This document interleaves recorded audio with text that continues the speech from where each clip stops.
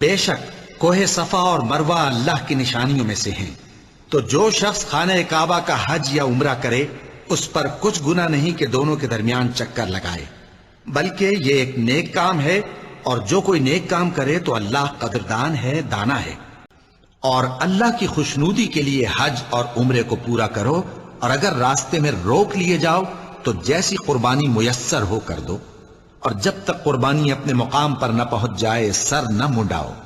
اور اگر کوئی تم میں بیمار ہو یا اس کے سر میں کسی طرح کی تکلیف ہو تو اگر وہ سر منڈا لے تو اس کے بدلے روزے رکھے یا صدقہ دے یا قربانی کرے۔ پھر جب تکلیف دور ہو کر تم مطمئن ہو جاؤ تو جو تم میں حج کے وقت تک عمرے سے فائدہ اٹھانا چاہے وہ جیسی قربانی میسر ہو کرے، اور جس کو قربانی نہ ملے وہ 3 روزے ایام حج میں رکھے اور 7 جب واپس ہو، یہ پورے 10 ہوئے۔ یہ حکم اس شخص کے لیے ہے جس کے اہل و عیال مکے میں نہ رہتے ہوں، اور اللہ سے ڈرتے رہو اور جان رکھو کہ اللہ سخت عذاب دینے والا ہے۔ حج کے مہینے معین ہیں جو معلوم ہیں، تو جو شخص ان مہینوں میں حج کی نیت کر لے تو حج کے دنوں میں نہ عورتوں سے اختلاط کرے، نہ کوئی برا کام کرے اور نہ کسی سے جھگڑے، اور جو نیک کام تم کرو گے وہ اللہ کو معلوم ہو جائے گا۔ اور زاد راہ یعنی رستے کا خرچ ساتھ لے جاؤ، کیونکہ بہترین زاد راہ پرہیزگاری ہے۔ اور اے اہل عقل مجھی سے ڈرتے رہو، اس کا تمہیں کچھ گناہ نہیں کہ حج کے دنوں میں بذریعہ تجارت اپنے پروردگار سے روزی طلب کرو، اور جب عرفات سے واپس ہونے لگو تو مشعر حرام یعنی مزدلفہ میں اللہ کا ذکر کرو، اور اس طرح ذکر کرو جس طرح اس نے تم کو سکھایا، اور اس سے پیشتر تم لوگ ان طریقوں سے محض ناواقف تھے۔ پھر جہاں سے اور لوگ واپس ہوں وہیں سے تم بھی واپس ہو، اور اللہ سے بخشش مانگو، بے شک اللہ بخشنے والا ہے، رحمت کرنے والا ہے۔ پھر جب حج کے تمام ارکان پورے کر چکو تو مینا میں اللہ کو یاد کرو جس طرح اپنے باپ دادا کو یاد کیا کرتے تھے، بلکہ اس سے بھی زیادہ۔ اور بعض لوگ ایسے ہیں جو اللہ سے التجا کرتے ہیں کہ اے پروردگار ہم کو جو دینا ہے دنیا ہی میں دے دے، اور ایسے لوگوں کا آخرت میں کچھ حصہ نہیں۔ اور قیام منا کے دنوں میں جو گنتی کے دن ہیں اللہ کو یاد کرو، اگر کوئی جلدی کرے اور 2 ہی دن میں چل دے تو اس پر بھی کچھ گناہ نہیں، اور جو بات تک ٹھہرا رہے اس پر بھی کچھ گناہ نہیں۔ یہ باتیں اس شخص کے لیے ہیں جو اللہ سے ڈرے، اور تم لوگ اللہ سے ڈرتے رہو اور جان رکھو کہ تم سب اس کے پاس جمع کیے جاؤ گے۔ سب سے پہلا گھر جو لوگوں کی عبادت کرنے کے لیے مقرر کیا گیا تھا وہی ہے جو مکے میں ہے، بابرکت اور جہان والوں کے لیے موجب ہدایت۔ اس میں کھلی ہوئی نشانیاں ہیں جن میں سے ایک ابراہیم کے کھڑے ہونے کی جگہ ہے۔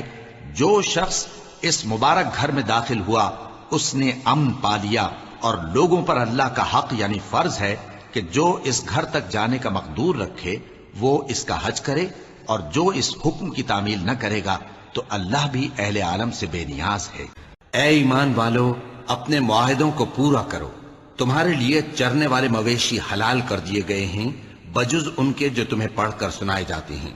مگر حالت احرام میں شکار کو حلال نہ جاننا،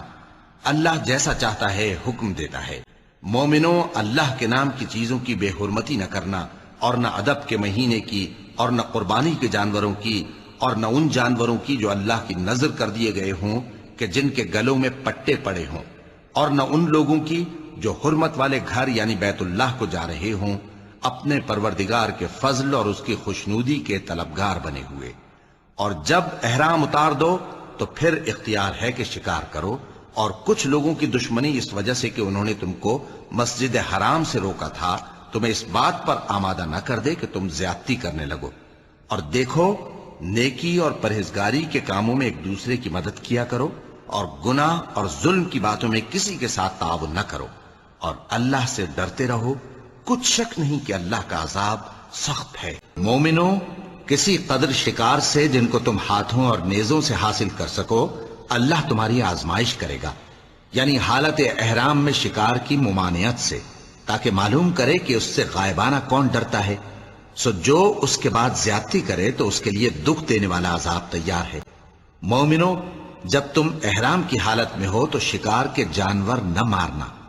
اور جو تم میں سے جان بوجھ کر اسے مارے تو یا تو اس کا بدلہ دے، اور وہ یہ ہے کہ اسی طرح کا چوپایا جسے تم میں سے 2 معتبر شخص مقرر کر دیں قربانی کرے، اور یہ قربانی کعبے پہنچائی جائے، یا کفارہ دے اور وہ مسکینوں کو کھانا کھلانا ہے،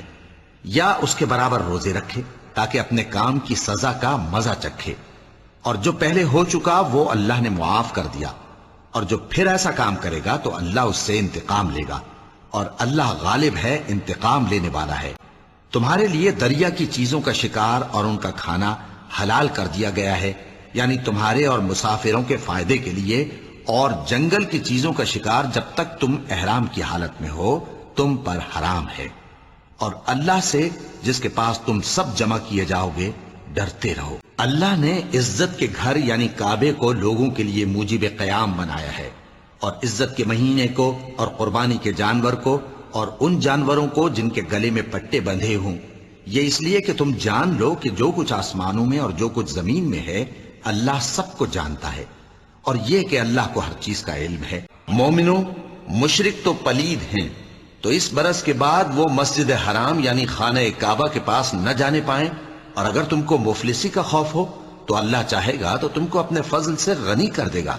بے شک اللہ سب کچھ جانتا ہے، حکمت والا ہے۔ اور ایک وقت تھا جب ہم نے ابراہیم کو خانہ کعبہ کا مقام بتا دیا اور ارشاد فرمایا کہ میرے ساتھ کسی چیز کو شریک نہ کیجو، اور طواف کرنے والوں اور قیام کرنے والوں اور رکوع کرنے والوں اور سجدہ کرنے والوں کے لیے میرے گھر کو صاف رکھا کرنا، اور لوگوں میں حج کے لیے اعلان کر دو کہ تمہاری طرف پیدل اور دبلے دبلے اونٹوں پر جو دور دراز رستوں سے چلے آتے ہوں سوار ہو کر چلے آئیں تاکہ اپنے فائدے کے کاموں کے لیے حاضر ہوں، اور قربانی کی ایام معلوم میں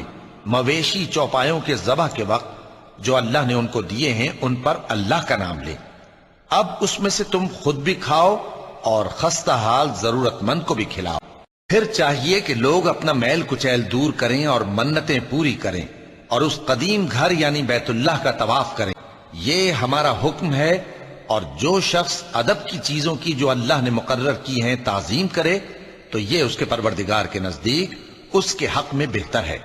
اور تمہارے لیے مویشی حلال کر دیے گئے ہیں سوائے ان کے جو تمہیں پڑھ کر سنائے جاتے ہیں، تو بتوں کی پلیدی سے بچو اور جھوٹی بات سے پرہیز کرو، یہ ہمارا حکم ہے۔ اور جو شخص ادب کی چیزوں کی جو اللہ نے مقرر کی ہیں تعظیم کرے تو یہ کام دلوں کی پرہیزگاری سے ہے۔ ان میں ایک وقت مقرر تک تمہارے لیے فائدے ہیں، پھر ان کو اس قدیم گھر یعنی بیت اللہ تک پہنچنا اور ذبح ہونا ہے۔ اور ہم نے ہر ایک امت کے لیے قربانی کا طریق مقرر کر دیا ہے تاکہ جو مویشی چوپائے اللہ نے ان کو دیے ہیں ان کے ذبح کرنے کے وقت ان پر اللہ کا نام لیں۔